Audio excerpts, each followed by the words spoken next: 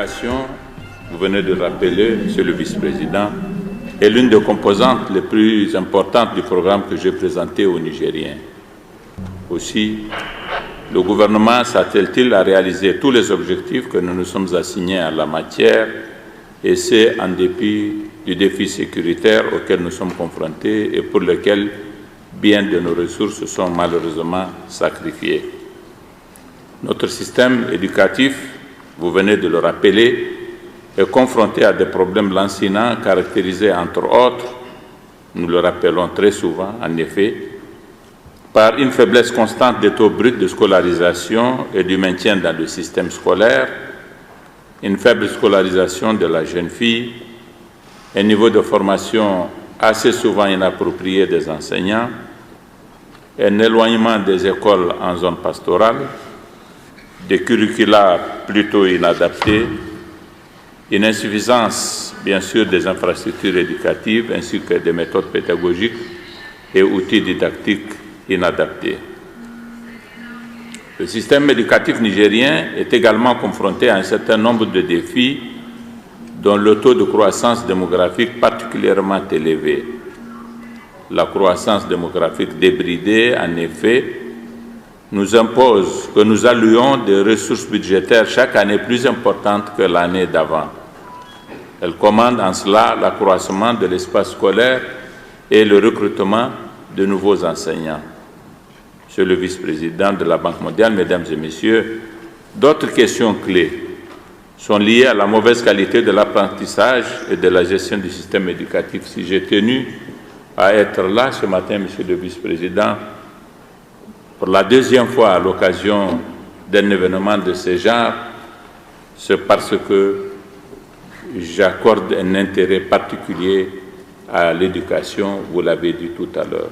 Ma première sortie, c'était de me retrouver dans cette même salle pour que nous présentions notre programme pour les 5 prochaines années dans le système éducatif. Aujourd'hui, nous parlons d'un projet dont le contenu nous paraît particulièrement important parce qu'il prend en charge ce que je considère être le cœur des difficultés de notre système éducatif, à savoir la faiblesse des capacités de l'apprentissage et la faiblesse de la capacité des enseignants.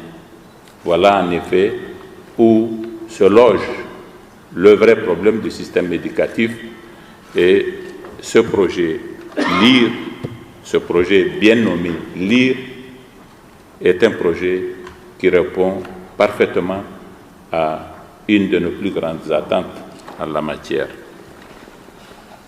D'autres questions clés sont liées, je l'ai dit, à la mauvaise qualité de l'apprentissage et de la gestion du système éducatif.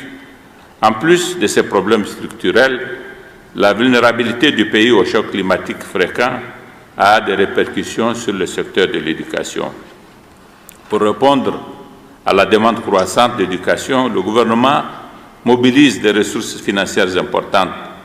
Cependant, la volatilité de l'environnement économique et financier, les difficultés à mobiliser davantage de ressources intérieures et une augmentation des dépenses de sécurité, j'y ai fait allusion tout à l'heure, affectent la capacité de l'État à financer convenablement le système éducatif. J'ai pris l'engagement devant mes compatriotes de veiller personnellement à ce que le secteur de l'éducation soit au centre de toutes les actions du gouvernement, qui soit le pivot de ce que je considère être la substance de notre politique pendant ce quinquennat, et c'est bien sûr avec l'appui technique et l'accompagnement de tous les partenaires de l'école, qu'ils soient nationaux ou extranationaux. Monsieur le vice-président de la Banque mondiale, votre institution a toujours été aux côtés du Niger pour relever les défis liés à son développement. Et le présent projet est un témoignage de cet engagement à cet égard. Conçu pour un montant de 140 millions de dollars, ce projet Learning, Improvement for Result in Education, projet Niger LIRE, consacre le lancement d'un engagement que nous saluons de façon tout à fait particulière.